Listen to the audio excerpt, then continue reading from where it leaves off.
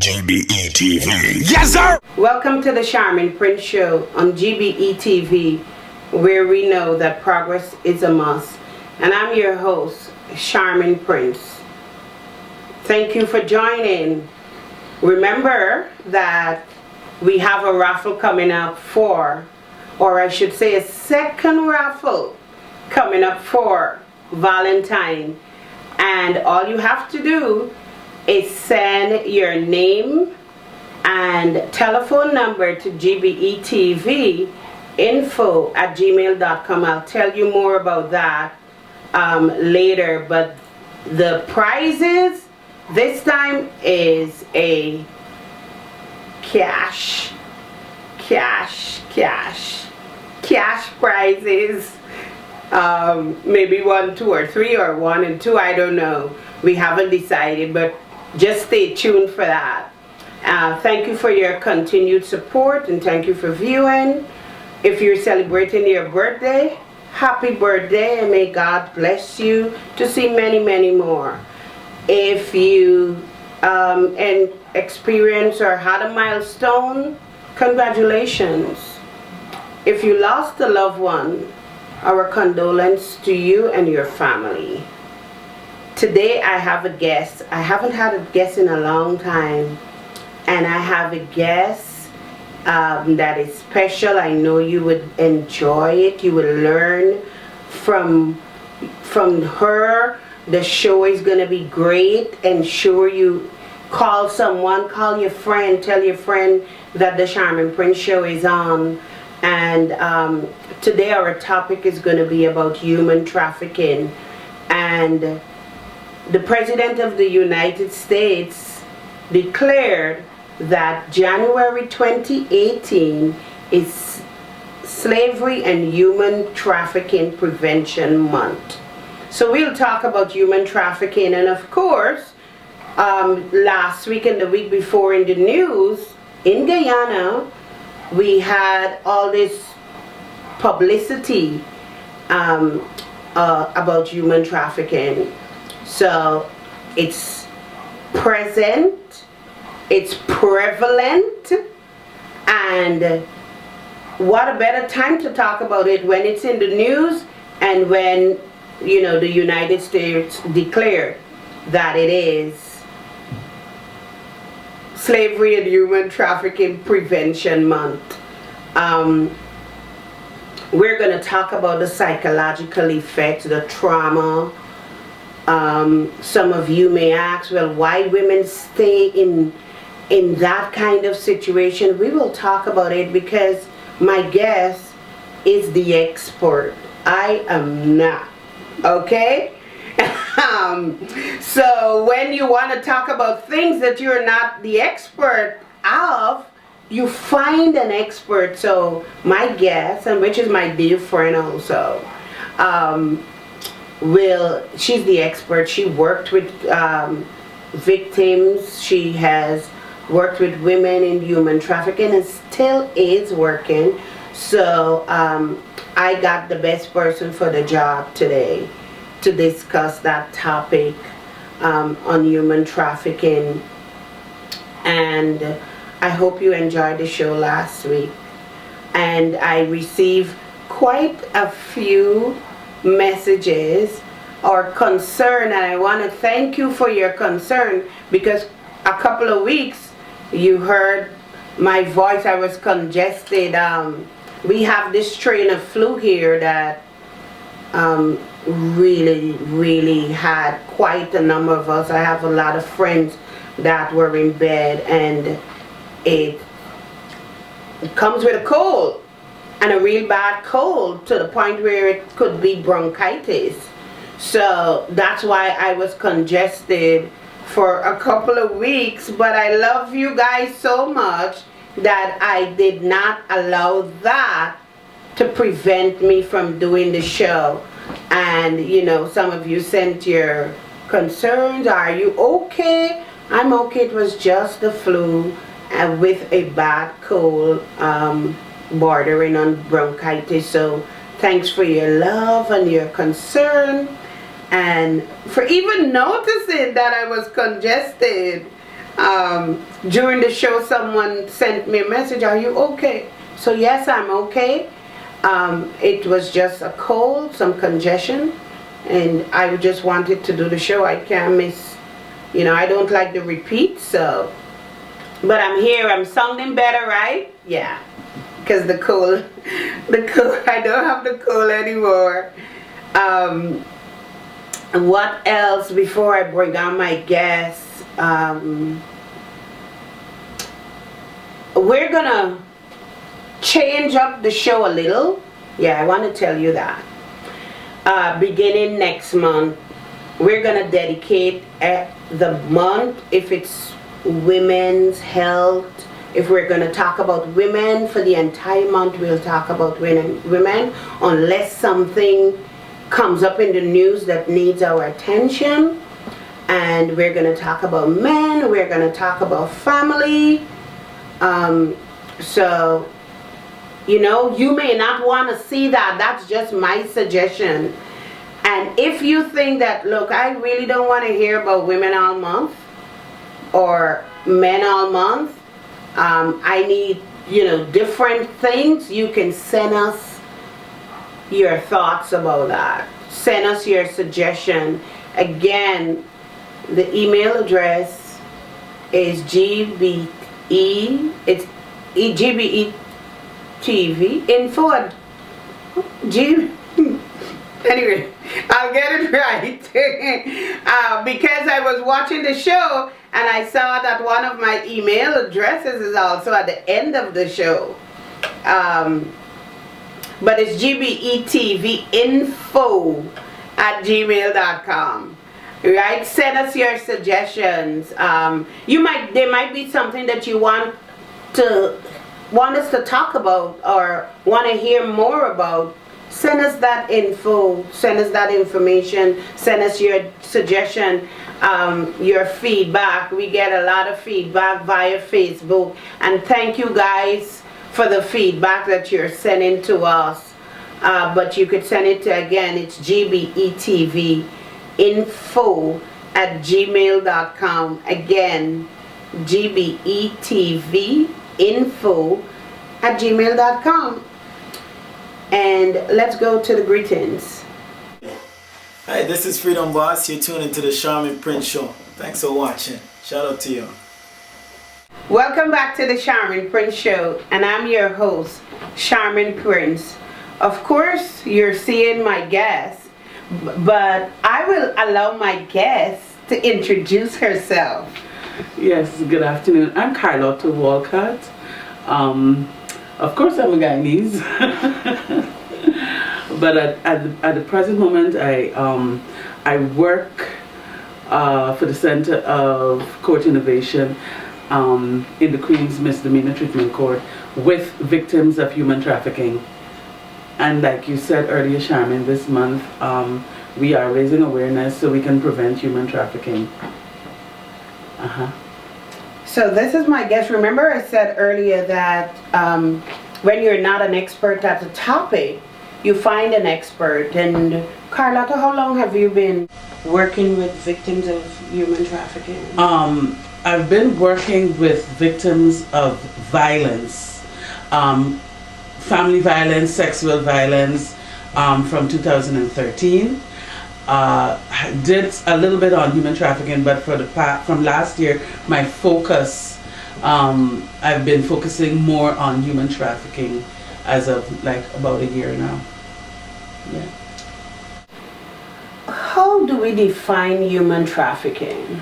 Well, human trafficking is, and I heard you talk about slavery. We see it as like modern day slavery, but it has components of force, coercion, and fraud. Where you force somebody, you coerce them, or you perpetuate a fraud and cause them to do actions, whether it's labor, provide labor for little or no remuneration, or sex trafficking, where you use that person against their will to perform sexual acts, whatever kind of acts, but you're forcing them, you're coercing them, or through fraud. So that is just using them against their will. So we can just say that human trafficking is having a person perform an act against their will. An actor services against their will. Against their will. Yeah. And which you, not only is it that you're making them do it against their will, but you are profiting from that act.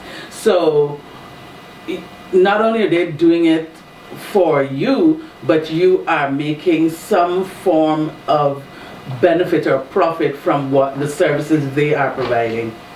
Okay, so someone is benefiting from the act. Yes. I mentioned earlier that we saw it in the news. There was a raid at a hotel in Guyana, and they had all these women that were found and supposedly, human trafficking. But we'll get to that. Because a lot of times we blame victims. Yeah. I guess a lot of times when we don't understand actions, we're people who, for us to contextualize something, we have to be able to, for us to understand it, we have to contextualize it. And so we have to say, okay, this is the person who did it, this is the person who was harmed by it, this is for us to really understand. And because generally for sex trafficking, the charge is a prostitution charge. And it's the low-hanging fruits.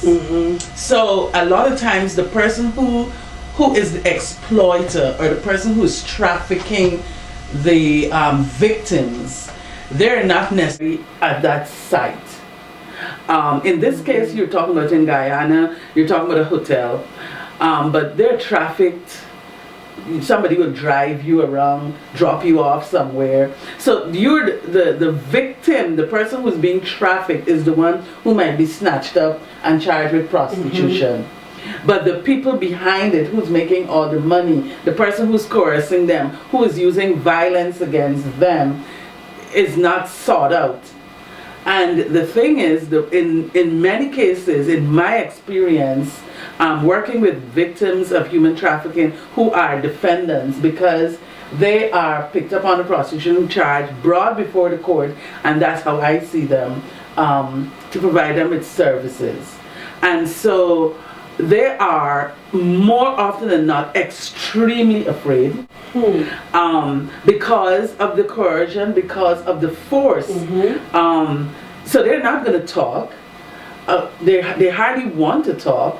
They have a lot of shame. Not only are they afraid, but they're ashamed because sex is taboo. Talking about sex, acting out, we frown at that. We stigmatize people around sex and sex acts and so on. So it's very difficult for that person, whether it's a woman, whether it's a transgender person, a person who is gay. That is the population mostly I see. They don't want to say that this horrible thing, unspeakable thing is happening to them. And so they are ashamed. And then they blame too. They must have done something. Why they couldn't get, or they're not able to get out of this. And because we too bring that judgment to them, I don't believe you.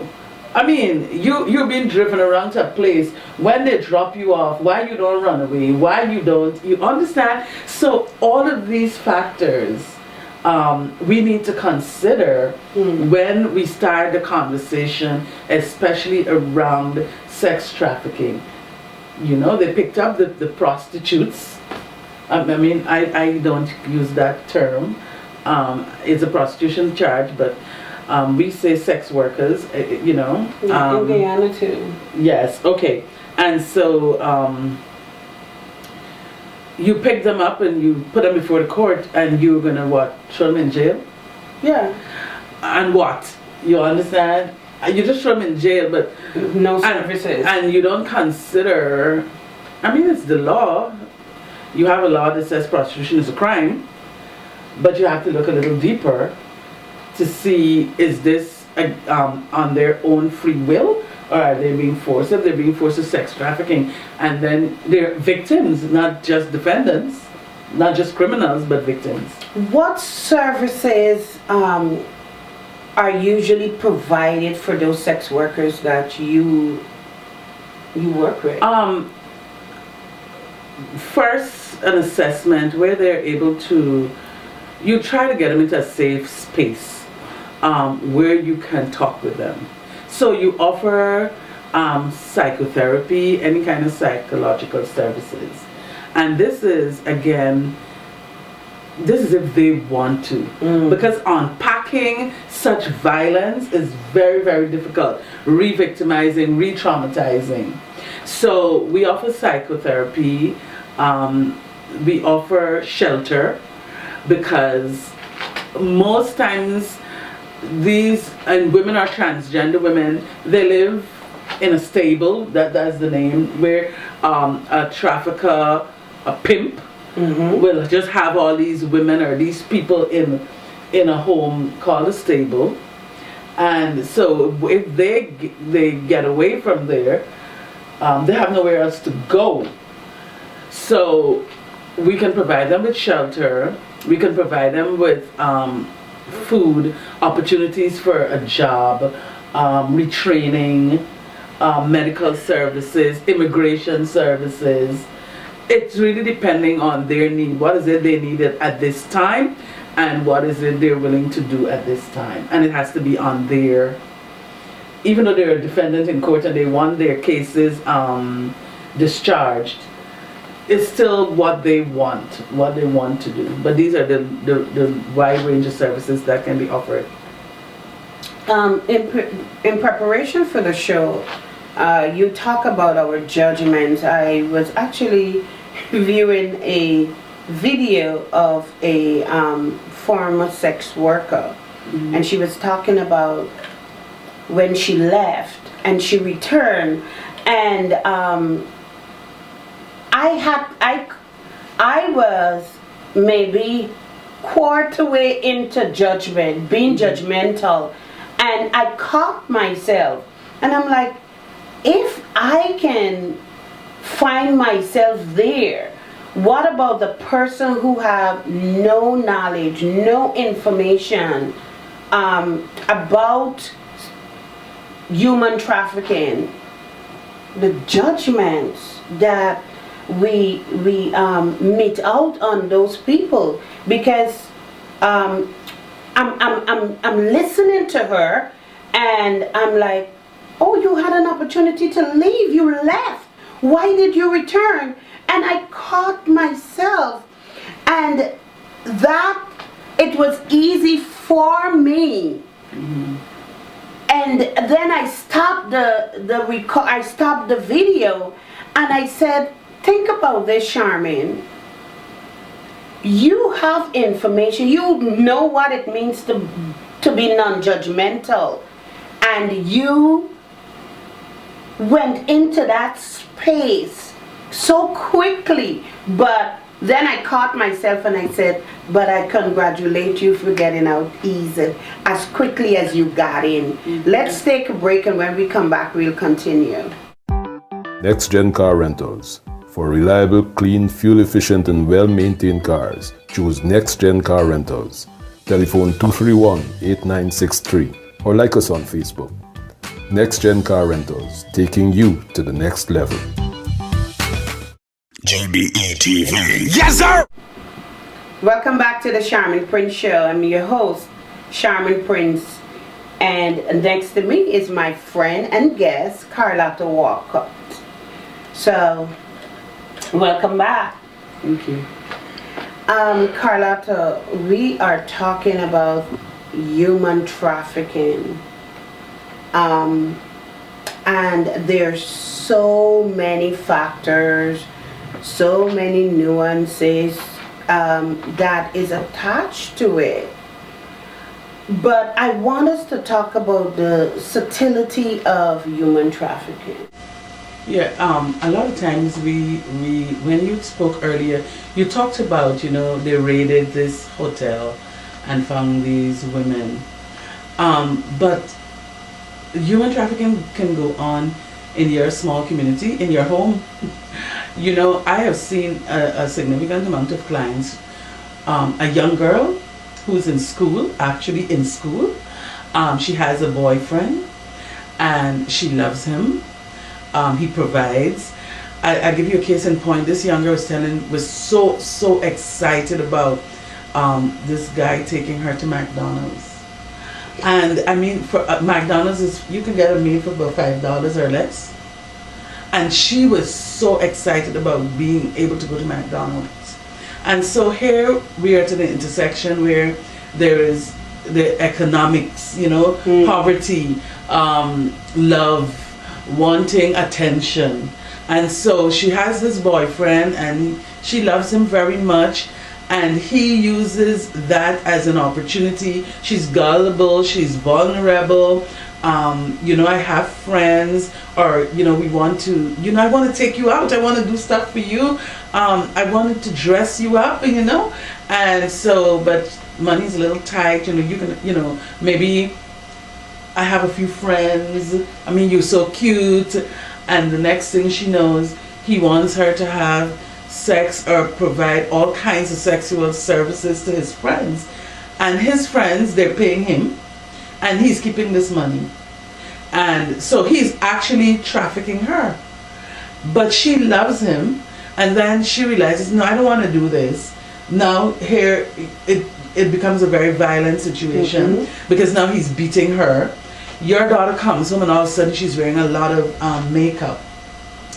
She's 15 and she's 14. She has she's covering a lot of marks and bruises, and here is where you need to be very in touch. You need to be paying attention. What kind of outfits is she withdrawn? You have to know what's happening, because some things she's wearing, or she's sleeping. I have a client and I said to her, let's set up an appointment for you, 11 o'clock. She says, no, I can't do 11 o'clock. I said, okay, what time suits you? She's giving me a late afternoon time, and that wasn't working for me because my schedule was full. And I said, okay, can't you come at 10? And she says, no, I'm not awake at that time. And I said, okay, all right, choose your time. And I realized, because she works all night. He has her working all night. She's seen 10 men. And so she's tired, she needs to recoup, she needs to sleep. So watch these little patterns. I mean, your own daughter in your own house I'm talking about. She's not going to a hotel and you know about it. Right there, she's going over to her boyfriend's house. And you can call it her boyfriend's house, she's right there. But he is using force, he's coercing her, and he's using fraud. And he's causing her to use her body. And then he's beating her when she doesn't want to do it. Broken bones. She said, I was playing rounders or whatever we played and I fell. Why is she falling so often? Why is she getting hit so often? You need to look at things like that. She complains about vaginal infections, yeast infection, and this and that. What is happening? You need to find out. So those are some things you can look for. It's not only, you know, the girl standing on the corner, but it could be your own daughter, your own little son, because they're doing it with commercial sexual exploitation of children. So I'm seeing a lot of that as well. While you're talking, I remember, you know, early in December I went to Holland. And you know, Holland is known for the red light district. And there is a prostitution museum. Okay. And you learned so much about the women, and I say that to say this. Just listening to you, I remembered some during my adolescence that there were guys doing that to school-age girls. Of course. Right in Guyana. Of course. You know? So you took me back there. And their parents had no idea. No, I think that one of the things I've learned after the fact is that we need to talk in families. You need family time, sitting at at a table and talking. You need to know what's happening in your children's life. I remember that. I went to school, these guys in the Trans Am in those days. And those guys used to be on America Street. And they drive around your school and they want to ask, take you to lunch and all kinds of stuff like that. They would bring, those days we were trading. So they would come and they bring you a Snickers or something. And I knew someone, and he was a friend of the family, and he came to our house and he was telling my mother what they would do is, like, they give a girl a knife, but something is wrong with it. So like it's cut somewhere, or a button is missing, or some dress but something is wrong, or some pair of shoe but something is wrong. And so they give that to you, they have sex with you, and they give you this gift. And then you realize, oh, something's wrong with it, so you have to see them again to give it back, so they can give you another one, and they pass. And it's happening again, but it's happening in such volumes now. It's very violent. It's a lot of money. You know, I've heard talk when I work with clients that, okay, when they sell drugs, you use drugs and you're done. But when you sell a person, you keep using that same person over and over and over again. And so it's becoming very violent because there's lots of money involved. And so another thing is that the victims are also drug using. Yeah.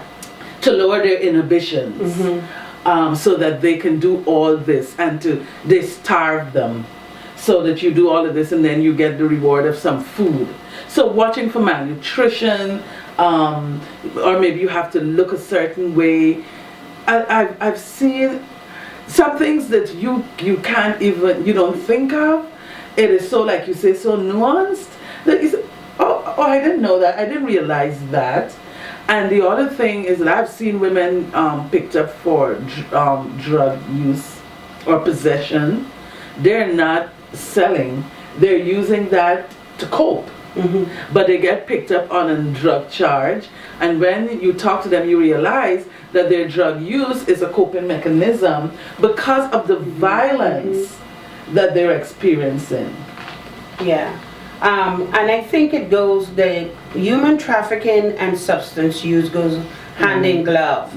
Because even the video that I was watching, the girl said that, look, he introduced us to the drugs, and she said she just had to use drugs every night in order, and she was 15 years old.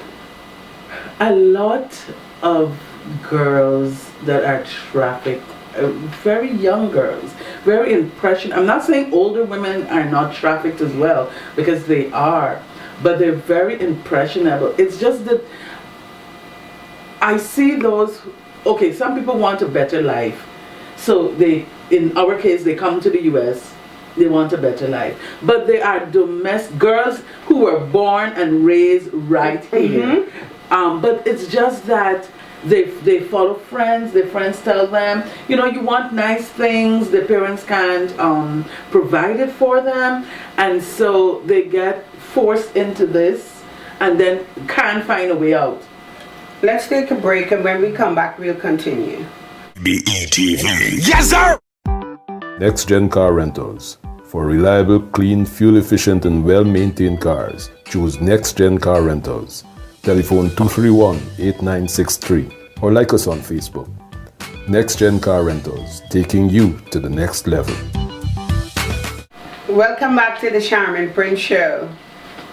I'm your host, Sharmin Prince, and I'm here with my guest, Carlotta Walcott. Now, Carlotta, before we went to the break, we were talking about, a thought came to me, and I remembered watching one of the videos that I watched in preparation for the show. The girls were recruited on social media. One of them said she was recruited on IG. Instagram. And I am mentioning that because you parents really need to monitor your daughters' social media. Because the girl said at 15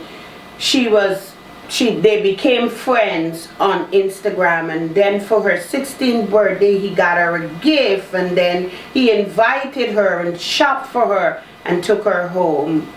She returned home, but then after that, you know, he allured her more, and then she got into human trafficking.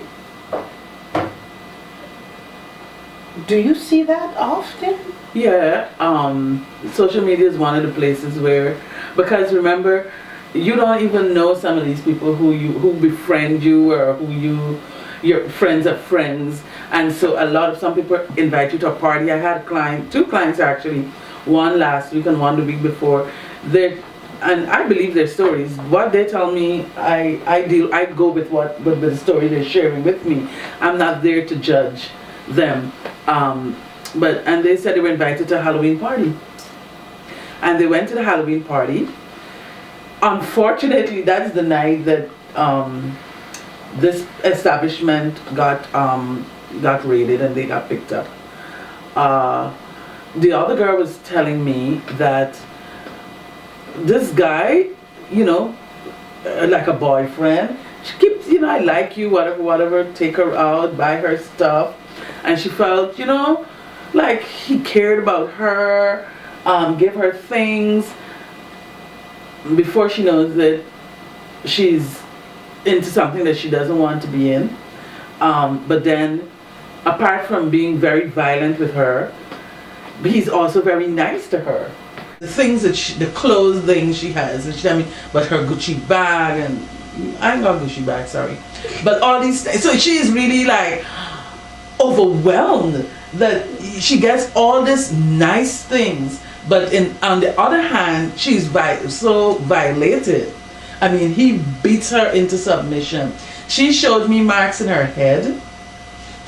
But her hair was nice weave, I think Brazilian weave, and but she was able to show me she got a lot of marks on her body.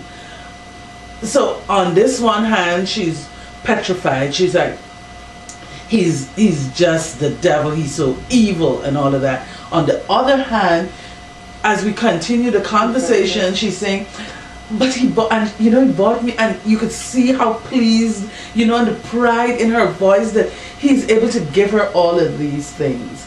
So she's very conflicted. And that happens a lot. We call that trauma bonding. Mm-hmm. This is the person who gives you your very life, beat you to a pulp, and then say, okay, take 2 days, and they give you soup and they give you some tea and they rub your feet. But that's the person that put you in the bed in the first place. But you're feeling, oh my God, at least he saved my life. And then he goes out and he brings you flowers or whatever, and you're so happy again.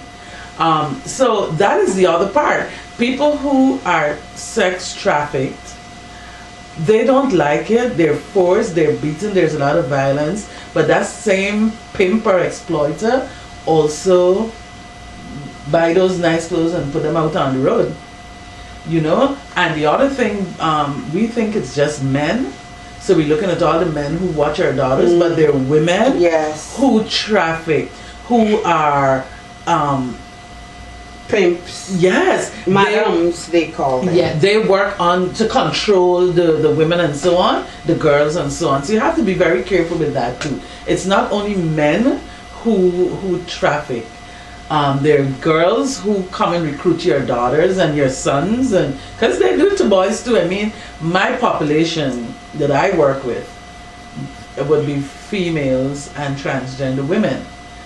But I know, I've never worked with men, but I know there's some young boys who are, actually that's not true. I spoke to one boy whose parents sent him from Guyana to America with someone. And on today, like today, they don't know that the man they send their son with horribly abused him, groomed him nicely, and then turned him out and really beat him. I mean, he was 10. Beat him and put him out there to work. A young boy. So I know it happens to boys. It's just my population. I don't deal with boys, but it happens to boys too. So, but they're ashamed. I did something, and my sister or somebody said, I can tell mommy. And then they say, okay, give me your bread. And why would you give them your bread? Because you're either afraid of a beating from your mother, you're just ashamed for your sister to say that, you know, tell your mother that you did what? Stole something, or you didn't go to school or something. But could you just remember that fear you felt when your sister or your brother or somebody said, I can tell mommy, give me 25, give me a bomb. Remember those days? Give me your food. And so you giving up your food because you don't even want her. And every time something she brings to you, you say, I can tell mommy. And you give her some more food, right? Now this is sibling kind of thing. Think about someone who is telling you, I'm going to kill you. Or I'm going to get your sister and do this to your sister. Or they don't tell you what they're going to do. They show you what they're going to do by punching you out, by strangling you, waiting until you're almost dead, and then they allow you to live. Do you know the psychological impact of that? Forget about the shame that somebody got to know that this is happening to you. But just think about the fear. And I've heard these stories, and sometimes it's just too heavy for me. I just, you know, I can't deal with it myself, and it's not happening to me. But just think of the fear that's causing that person to submit and remain. I have been to conferences where you have survivor stories, and the girl says her family was a Christian family or a family of faith. So it could be any faith, strong faith, right? She says she don't want her father to know that this has happened to her. One time it happened. And the guy says, I'm going to go to your village. I'm going to tell them. So she said she stayed with him. She prefers that, the first thing she said he did, he beat her so bad. Beat her. When she woke up, she said she passed out. And then he promised to tell her parents. You know, us judgmental, religious people. So there's nobody she's ever wanting her mother to know that. So she has to remain there because she doesn't want her mother to know. Think about what your mother will do. You ever broke a dish and you're waiting for your mother to come? You know, we're Guyanese. We know we get a beating. We get a beating. We could talk about that. You're afraid of that beating so much you wet yourself before your mother even come home, just because the glass is broken. A glass. Just before you start judging people, just start putting yourself back in those situations. Much less a woman, a young person who a gun is at their heads. Somebody actually fire a shot right next to them to show them, or punch them out, or do them something so awful, or tell them they're going to do it. They won't run. They will stay. I'm telling you, they will stay. Let's take a commercial break, and we'll continue when we get back. Next Gen Car Rentals. For reliable, clean, fuel-efficient and well-maintained cars, choose Next Gen Car Rentals. Telephone 231-8963 or like us on Facebook. Next Gen Car Rentals, taking you to the next level. GBETV. Yes, sir! Welcome back to the Sharmin Prince Show, and I'm your host, Sharmin Prince, and my guest is Carlotta Walcott, and we're talking about human trafficking. Now, Carlotta, if someone is watching the show and they know of someone, or they themselves might be a victim of human trafficking, what could they do, or what can we leave with them? you really need to tell someone. But before, we have to ensure that we have systems in place from the governmental standpoint, task forces, start to train people, make them aware. Because if I tell my mother what she's going to do, maybe call the police, but is the police trained to deal with this? Am I sure that in a small society like Guyana, am I sure that I'm safe when I disclose that? When my mother dragged me to the station in East Le Penitence or wherever, is there any relation in there? Like, is the person I'm going to talk to related to the pimp in the first place? And do they know them in the second place?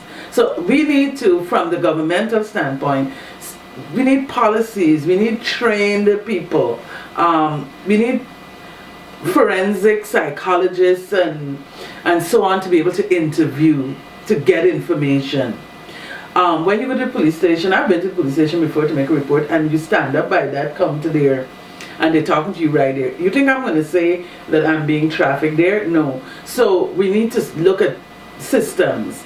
And then at the lower level, we need to be able to build trust. Again, people need to be trained when I disclose what will happen. Because remember, I'm afraid, and sometimes I go tell my mother, and the exploiter is bold enough to come to my house and try to do something to my family. So, but you need to be able to talk about it. You need to be able to tell somebody. You need to be able to be safe to speak. And to know that there's a law that protects you and punishes the person who's violating you in such a way. But the short answer for people looking at this show, you have a family, a friend, or you yourself, it's a crime, it's wrong. There's nothing that you have done to put yourself in such a position. You're the victim. And so it's not your fault. And you need to talk to someone about what's happening so that you can get away from that situation. Maybe you need to plan how you're going to get out of it, because sometimes it's very difficult to just get up and walk out. You might be killed. It's dangerous. So talking about it is very important. Find someone to talk to. It's just like domestic violence. In order to leave, you have to have a plan. Yeah. That's one, and that's extremely important. You have to have a concrete plan with your exit strategies. You need help. You need assistance and support from family, from friends. Here in the US, you can call an 800 number. I don't know if there is a number in Guyana. I know the Honorable Simona Brooms, that is the minister, I know she was doing something with human trafficking in the interior. I don't know what became of that project, and if there is a line, a telephone number that victims can call. Are there services from the different NGOs in Guyana that provides support to sex workers or people that are victims of human trafficking? Because I think we should make that differentiation. There is a difference between a person who is involved in prostitution via human trafficking and the person that is the prostitute and don't without the pimp. Yeah, we call them a renegade. They're working for themselves. And then there are those who are forced into it, defrauded or coerced. And if someone discloses to you, like you're the parent, I mean you're hurt and everything, but please don't add more drama, like why, questioning them as to why this happened. They're too hot, they're too this. They don't need that. They need support, and they don't necessarily want to talk about the horrors of it. They just want you to know this is happening and they want it to stop. And so don't try to disgrace them and put them down and make it about you. You know, like I spoke 2 years ago. I was at court. There was this young girl who met this boy online, and he took her to a park, some toilet in a park somewhere, and had sex with her. And the mother, it was a big thing. The mother came to the court for a restraining order against him and so on. And I'm talking to her. She was a military woman. I came outside to talk with her because she was very, very upset. And she was saying to me, you know, look what embarrassment this girl bring on me. And the whole thing was about her and how embarrassed she was. She's not thinking that I even had to call the reporter who reported the story. Talk so much that you know who this girl is, which school she's going to. This is about a 13 or 14-year-old girl. And the mother made this whole thing about her. So it's not about you. It didn't happen to you. It happened to her. So you're trying to support her, not the shame and the people in your church. And please make it about the victim and not about you, and try to support as much as you can. Don't ask too many questions. Most times they don't want to talk. It's too hard. No one to tell you all the details. You don't need to know the details. You need to know that they were trafficked, they were hurt in this way, and how to support them and get them out of that situation. Because a lot of your daughters and sons, is a significant amount of them, these young girls at school and so on, are involved in this kind of thing because they are forced, they're coerced, and they're defrauded. They think they love this guy, and he's really taking advantage of that love. And they're happy to have a nice, I don't know what the shoes and the things are, the brands that they definitely want to have, you know? And so they want to have those brands, and you can't afford it. And so they're getting it from someone who tells them, you know, you're beautiful, you got nice eyes, I love your smile, you got the best body. And then encourage them to share it, you know? So that's what we want to tell you. Do something, be supportive, don't be judgmental.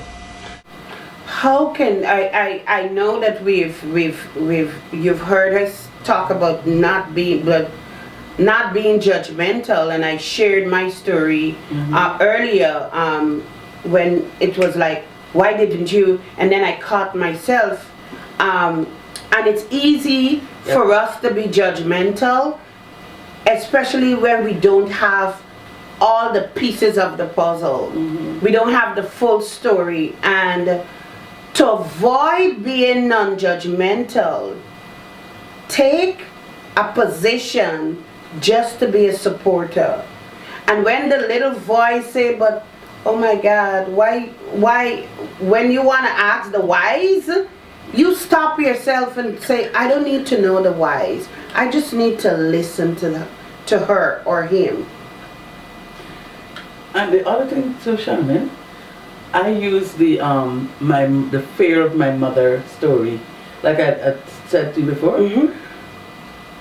What if it was you? But just try to see if you could fit yourself in that person's space. See if you would even live. They're surviving. Would you survive? Would you be able to survive? Just put yourself. How did you feel when your sisters say, I'm going to tell mommy, give me your food, or else I'm going to tell her? You were scared of your mother. And she's not going to literally kill you, but that man is going to kill her. And that is why she's staying. One of the reasons why. And we have clients who say, well, even if they get a job, they don't work enough to support themselves. And so this is, you know, it's a rock and a hard place. They got to send money back to their family in whichever country, or they have to pay. They have to pay somebody who brought them to the US. They have to pay that person back. So if they don't perform these services, then how are they going to pay the person back? You know? So yeah, put yourself in the place of the person. Remember your mother and your sister. Well, Carlotta, I want to thank you for being on the Sharmin Prince Show. It was an honor. And of course you'll be back, because when we're talking about violence against women, I will ensure that you're sitting next to me And thank you again. You're most welcome. It was a pleasure. It's a hard topic. I mean, we're smiling, but it's a hard topic.